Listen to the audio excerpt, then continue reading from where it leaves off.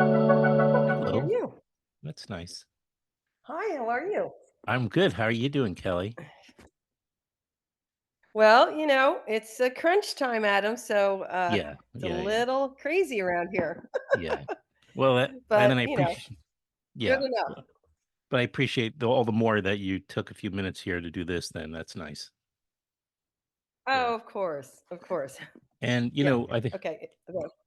yeah, and even in the last year, so much has happened. When we spoke last year, just to jump into it, right? Why not? Yeah, Um, I mean, so much has happened. The triplex was hanging on by a thread last year. The yep, last day of your 2023 festival, in fact, was the last day we thought that the triplex would be, in um just a working theater, and then so yeah, much is it closed and then its doors that night.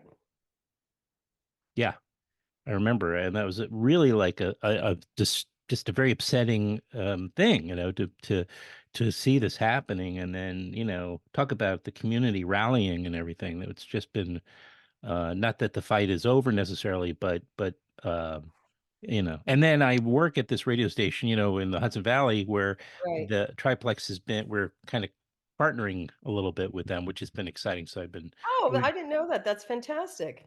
Yeah, as a matter of fact, each of their special events, which are slash benefits, right, Yep, are yep. fundraisers. Are I've been myself doing interviews during my part of my show on the air. I've been interviewing, so I have one tomorrow actually with someone who's part of an event coming up at the Triplex. So it's kind Oh, of I pretty, love that, Adam, that's yeah, fantastic.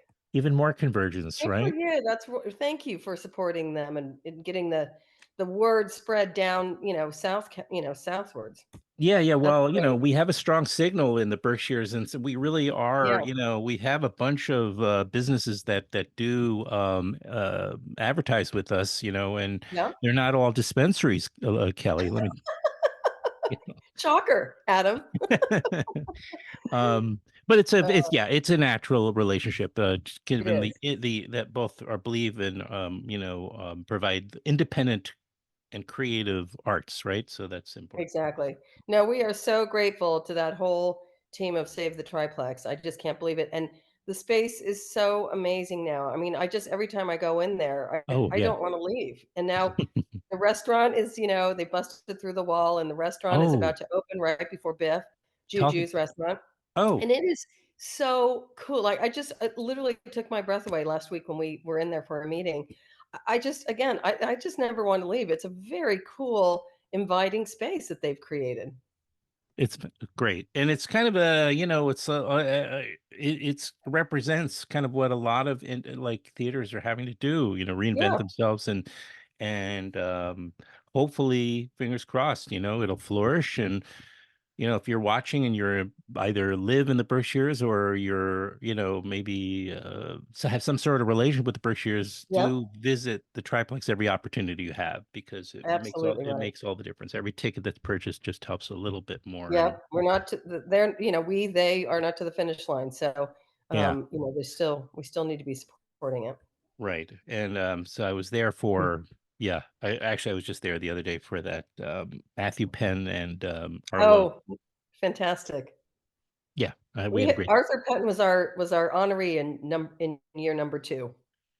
Oh, you're number two of the Berkshires International Film Festival. Yeah, he was, and he and his wife Peggy became very dear friends. I loved Arthur and Peggy, and it was really a thrill to honor him in year 2. So, yeah, I loved No him. doubt. Yeah, well, what So a so magnificent talented. he was a magnificent filmmaker, one of my favorites. Yeah, me too. If only his work could have impacted American film at all, that would have been, um, If only. yeah. Mm. Well, here we are again. Thanks again. This is year two now. Hopefully of many, maybe that we do this. I appreciate it. Yeah. We're at the Berkshires International Film Festival, which is taking place May 30th through June 2nd. Mostly at the Triplex, with a few exceptions. I know there's a theater also in Lenox, correct? Well, we use the Mahawi as well for The our large Mahawi, events, which is around the the Opera corner House. from the triplex, Yep. and then we use Lenox Town Hall, which has become a really fun venue for us to use. It's right in the heart of Lenox, which is about, 15 minutes away from Great Barrington, and, they upgraded their sound and they upgraded their screen, so it's now a really very comfortable, wonderful place to be. So we love that we have a presence in another part of the county as well. But Great Barrington's our home, and the triplexes are home within that. So all good. Yeah. Would there be any temptation to expand any further than this in terms of other Um, venues potentially? Not really. We were up in Pittsfield for about 5 years when Richard Stanley, who owned the triplex, opened the Beacon. So that was a natural progression for us to be part, at the Beacon as well, because it was kind of the same team. And you know what? We liked being up there, but we always had modest attendance up there, Mm, and it was very hard on the organization. We're a small organization to transport filmmakers back and forth to Pittsfield, which is about 45 minutes away. And so, then when Richard sold that, it sort of lost the continuity. But it also was a bit, bit of a relief. Lennox being 15 minutes, and we put most of our filmmakers at the Red Lion Inn. That's a very, it's equidistance either way from the Red Lion. So that's a very easy contained thing. And also that, between Lennox and Great Barrington with filmmakers in Stockbridge, it sort of creates this vibe, this festive vibe. Whereas any further north, it becomes a little bit right. strained. I mean, I Yeah. know Woodstock does that, and they probably do a much better job than we do, or we did.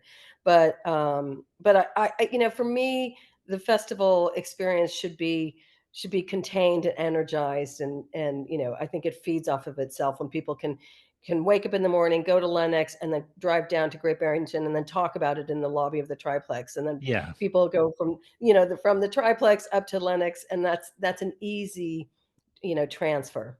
Right. Well, I mean, having talking to thousands of filmmakers over the years, what you mentioned, just talking in the lobby, those conversations Mhm. that take place. Well, first of all, the first part, I guess, which would be the Q&A, the Yep. following the screening, and then it kind of bleeds out into the lobby or onto Yeah. the plaza outside or what have you. Mhm. That's the film festival, isn't it? Isn't that That's what the it. film festival? I mean, anybody can go see a movie, right? But Sure. you know, Yep.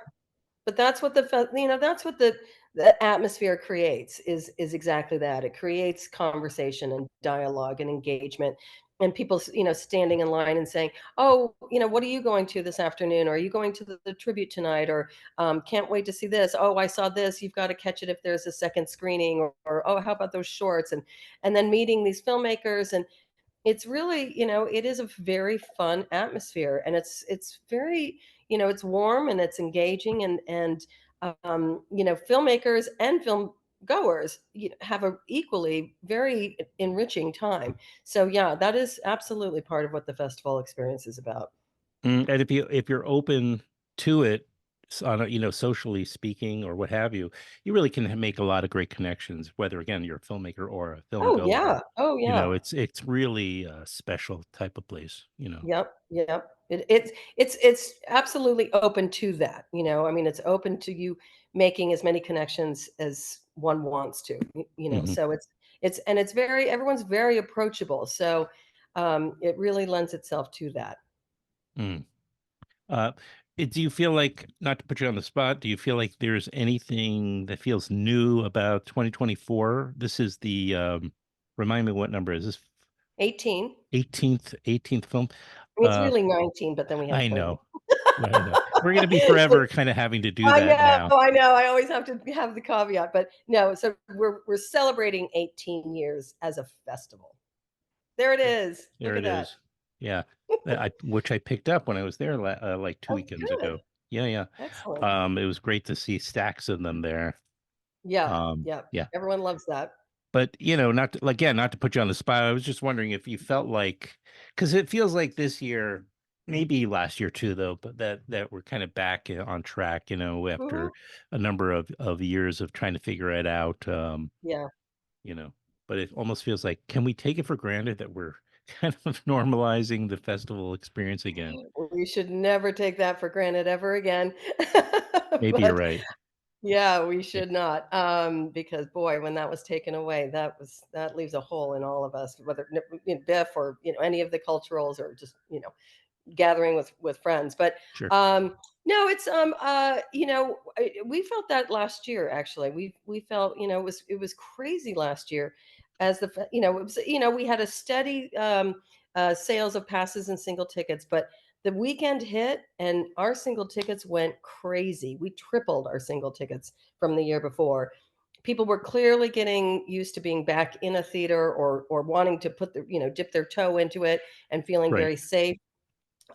This year we're expecting, certainly as well as we did last year, if not a little bit better. But again, people keep saying, okay, I'm going to go at Biff, and I'm going to do as many films as I did pre-COVID. So we're very hopeful, and I think our programming is just so sensational. I think it will drive people into the theaters, because as said before to you, these films that we're showing, either they haven't been released yet.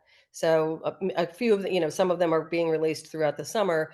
But some of them, the foreign films or some of the docs, you'll never have a chance potentially to ever see them. So you're really getting an opportunity to see something that you might not be able to see again. And certainly the shorts have a life at a festival, and they don't really have a life outside of that. So there's a lot to see, a lot of things to drive people into a theater to join the festival. So that's my hope. And I guess you rely a lot on good synopses, because a lot of people are like, I don't know what to see. I don't know, like, as you just pointed out, because there isn't really relatively little or no word of mouth about any, and certainly reviews are minimal. I guess you could, if they're in other festivals, you could do a little bit of research on some of Mhm, these films, but it mhm. comes down to, I think, I always just sort of suggest, see what fits into your schedule and just take some risks, because you know, you're probably going to get something out of just about everything that's playing anyway. So, don't overdo it in the planning and concern about it. It's, Yep. that's the whole experience of the festival, is also the spontaneity of it and discovering new things that may not be your typical go-to. Yeah. I say it all the time, actually. I say that all the time. I say to people, just, go take a risk on something that you don't know anything about, you've never heard about, or, like, have you ever seen a film from Eritrea? I don't think so. So take a chance on that one. It's a wonderful film called Running on Sand, and it's from Oh yeah. Eritrea. So, I mean, how often does one experience that? Not very often. And I don't know if it'll ever have a life in the States. So you're absolutely right, and I say it all the time to people when they say, "Oh, what should I see? Just take a risk. Go see an environmental film. Go see a film about Jamie Wyeth. Do you even know about Jamie Wyeth? Our closing film, Diane Warren. She's written the songs, the soundtrack to our life, with Cher and Steve Tyler and Leanne Rhymes, and nobody knows who Diane Warren is. If I didn't until I saw the Right. film, and I was like, "Oh You my god, you you do know her, but you don't know that you know her, right? that's it! Exactly, exactly." Yeah. And so thanks for mentioning that's the closing night film. Yeah. Right. And it's Yep. make sure I got everything here in front of On me. June 2nd, Sunday, June 2nd.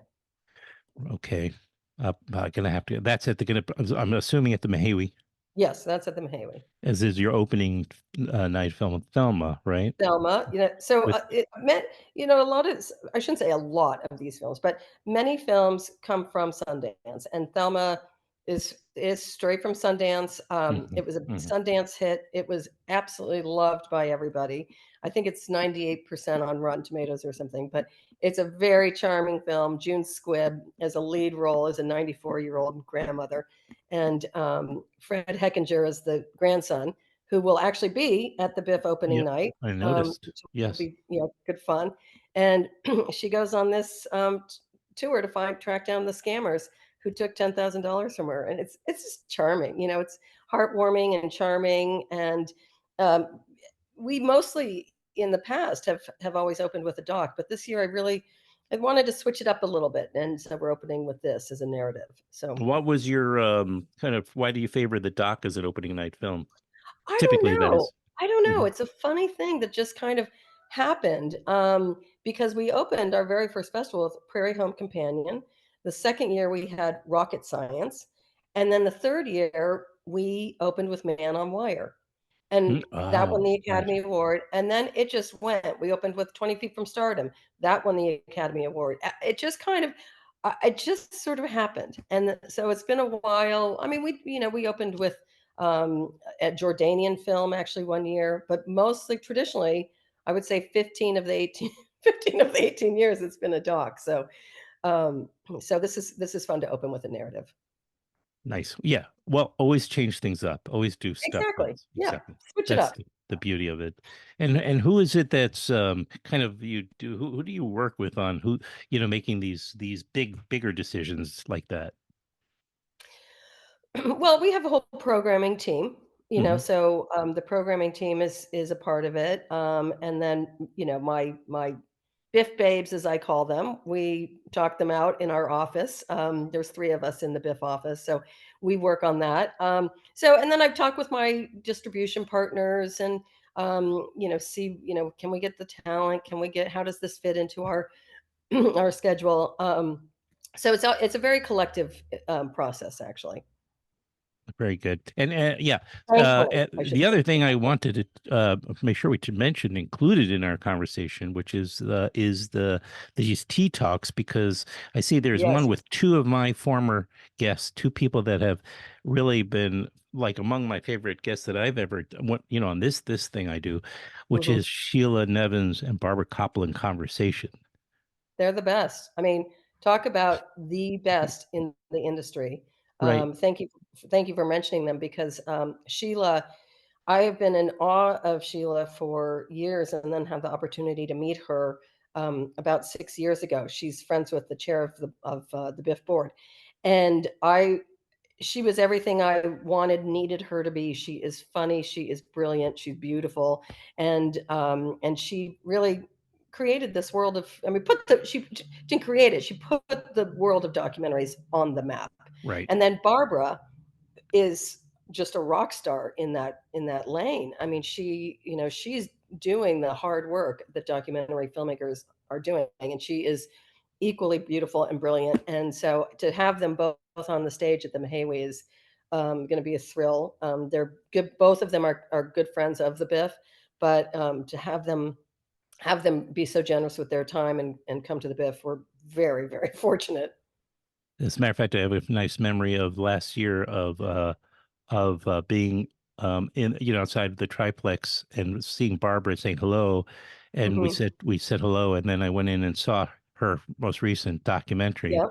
at the Gumbo festival, Coalition. Yep. Jumbo, right, Gumbo Gumbo. Coalition. That's Yep. right.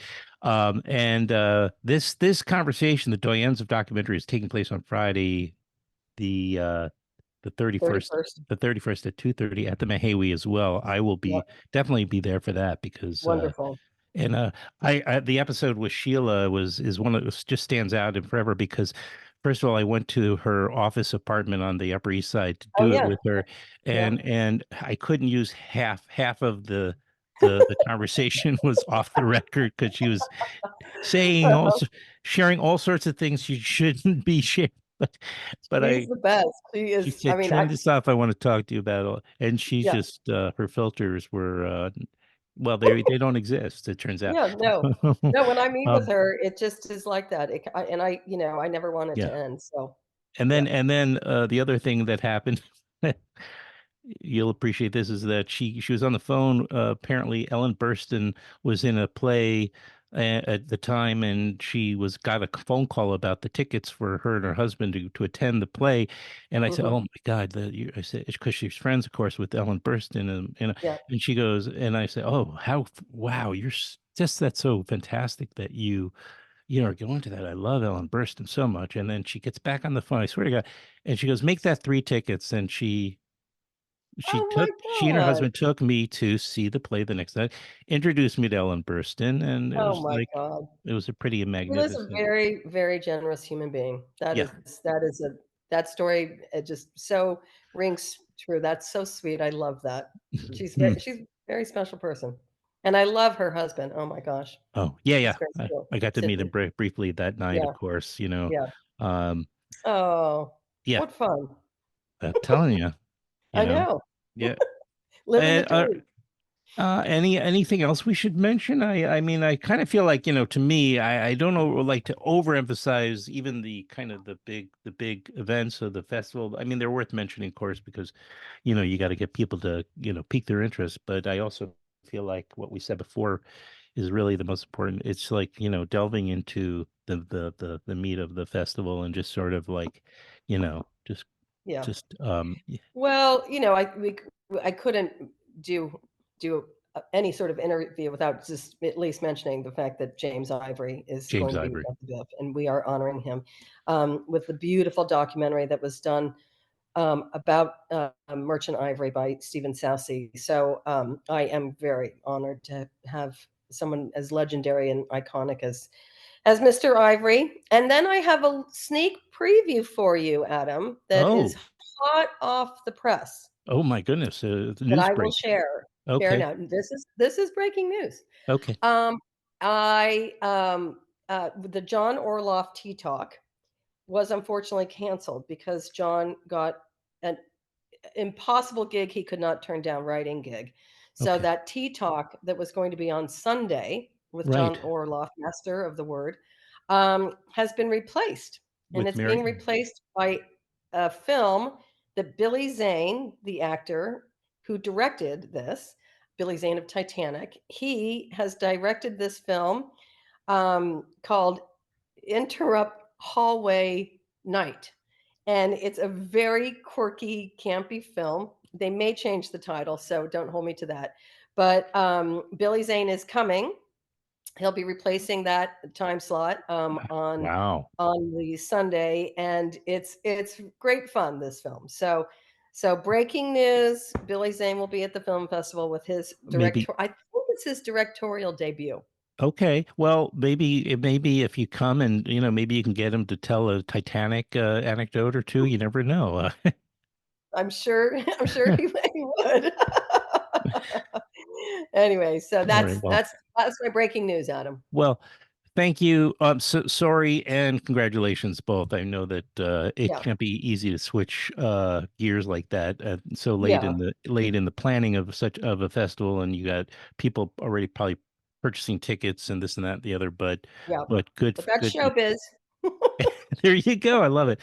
Kelley Vickery, thank you so much for doing this again, and I'm looking forward to seeing you in person in a couple of weeks. Me too, Adam. You Looking know, forward to having you back at the Biff. And thank you so much for your time. Appreciate oh it. yeah, yeah, and I'll be talking to at least a couple of teams of filmmakers. I've got a number of friends. I mean, the people that made on Cropped are friends of mine. The people that Oh, made, great. yeah, yeah, Sabine Kryenbuhl Because the and photographer is going to be at the Biff now. what's that? The James photographer from Hamilton. Uncut. Yeah, he's Yeah, coming. yeah, no, yeah, we Okay, just you did got that. and we just did they just came on this. I haven't put it out yet, but now I can Okay. kind of also connect it to Biff and And the Cold Wallet people, are you talking to and the them? Cold Wallet people. I've been in John touch with the Bollenberg and Lennox? producer. Yes, I'm Yep. looking for it. And um, one of the actors has been on this show a couple number of times, Oh, and good. he's a kind of unfriendly with him, which is the nice little benefit of doing something like Yeah, this over time. Yeah, and I've got to see a number of these films over the last year, and I can really recommend a great. bunch of them myself. So, um, Oh, go it's now great. to the to biffma Mhm. biffma dot BIFMA. org. What? Yeah, BIFMA. bifma.org and purchase your tickets, check out the schedule, everything else. And we'll see you on the 30th. Yeah, can't wait. Can't All wait to right. see you, Adam. Thank you so much. All right. Anytime. All right. Enjoy Have the a good one. day. You too. Okay. Bye-bye. Bye.